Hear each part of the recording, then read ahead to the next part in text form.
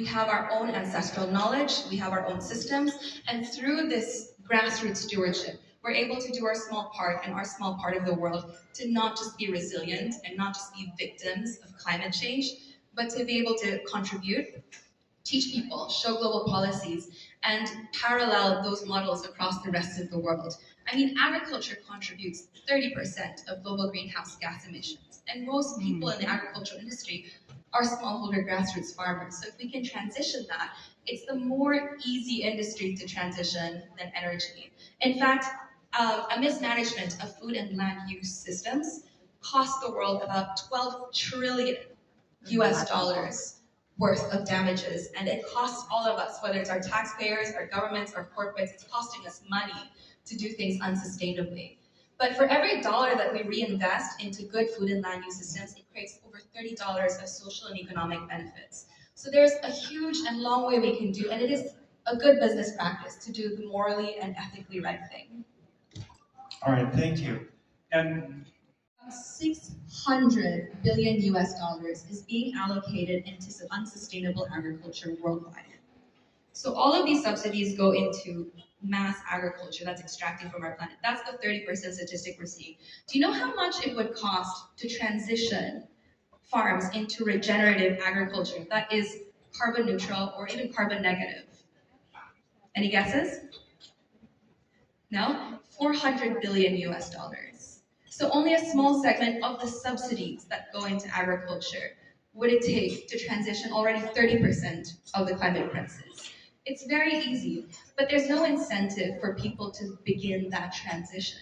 And so with my Cacao project, it's a very small project in the middle of nowhere, Philippines, rural town, front line of the climate crisis, but we want to create an example that agriculture can be profitable, it can be regenerative, it can be done by smallholder farmers. So why can't bigger corporates or bigger governments create those incentives for the farmers? Because the right thing to do is becoming easier and cheaper. Renewable energy is becoming the cheaper option.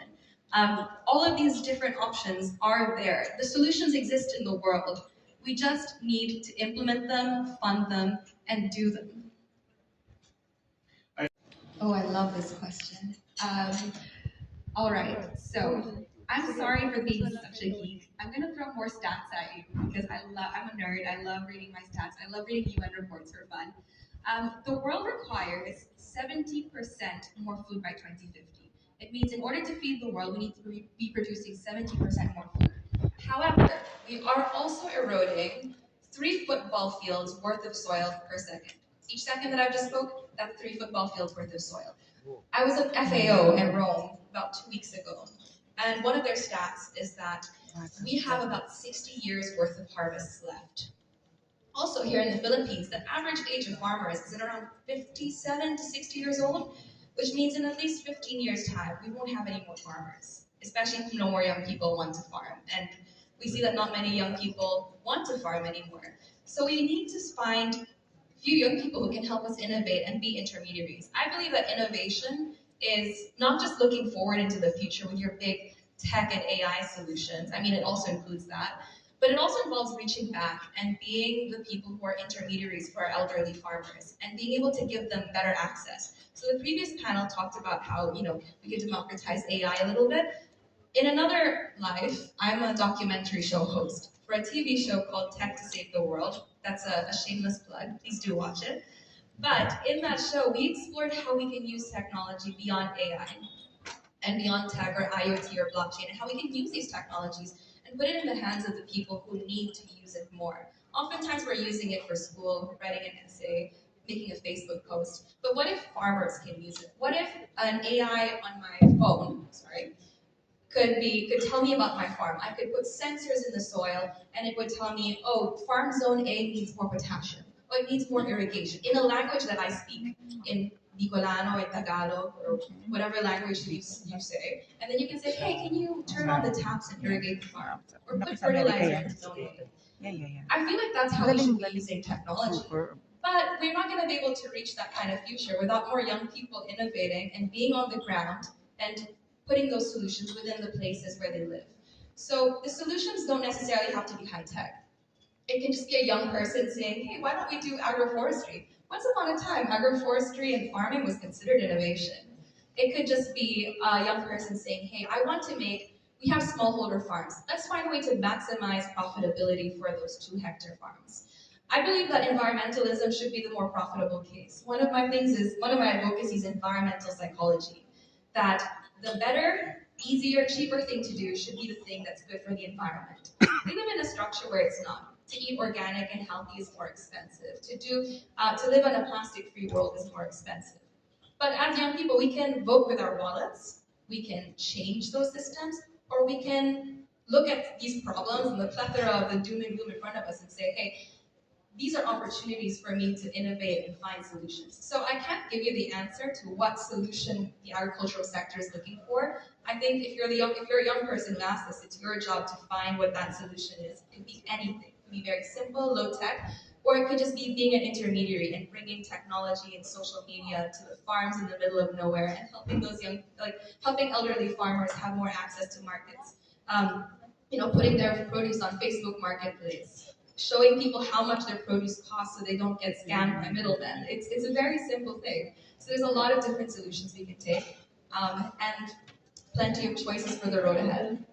And I have, at least I've learned that the middlemen are one of the biggest issues for farming in the Philippines, at least access to markets.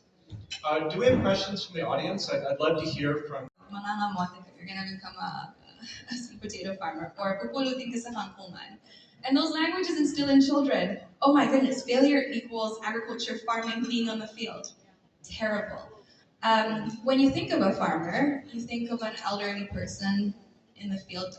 Again, I don't look like a farmer. I don't look like I'm going to go home to a cacao farm that's been ravaged by a typhoon, do I? But I am. And I think that's a societal stereotype that we've already deeply ingrained, is because farming has been historically unprofitable in the Philippines, which is why with my work I want to create a business case where farming is profitable. I want to change the narrative around agriculture. I mean, it's integrated into curriculums that you should show farmers as someone who's well off. I grew up in South Wales in the UK, and when my mom told me about farming there, when I went to the farms, huge, vast fields and valleys of sheep, farmers owned tractors, they were rich. And so I came to the Philippines with that stereotype that farmers are rich, and I was so shocked to find that wasn't the case. And I think it begins in school, it begins in language, it begins in how we frame our curriculums, showing good examples of farmers, but it also begins in creating an economic case for farmers here. They have been historically. The fact is, agriculture has been historically a low-income industry, and we have to make it a better income, more profitable industry. One of my advocacies with the Cacao project is that we want to make sure that we imagine what development looks like. It's not another strip mall. It's not another subdivision. It's not another house. It could be a forest. The way we look at vineyards in Napa Valley, the way we look at wine producers, champagne producers in France, they are very wealthy families. Why can't we do the same here in the global south for agroforests, for rice fields? When it's global north, it's I'm a farmer, but I'm a vineyard owner, I'm a producer. But then it turned into commodities once you reach a global south country. So I want to make farming cool. I want to make farming sexy, as they say, but I don't want it to be cool and sexy until it is the environmentally right thing to do and until it is the profitable thing to do for our local communities. And it's very possible. We just have to reframe this. It's a rebranding issue, I think. But it's also a very deeply seated policy issue where we need to fund our farmers. We need to value them a lot more. And I agree. I think there's so much more we could do.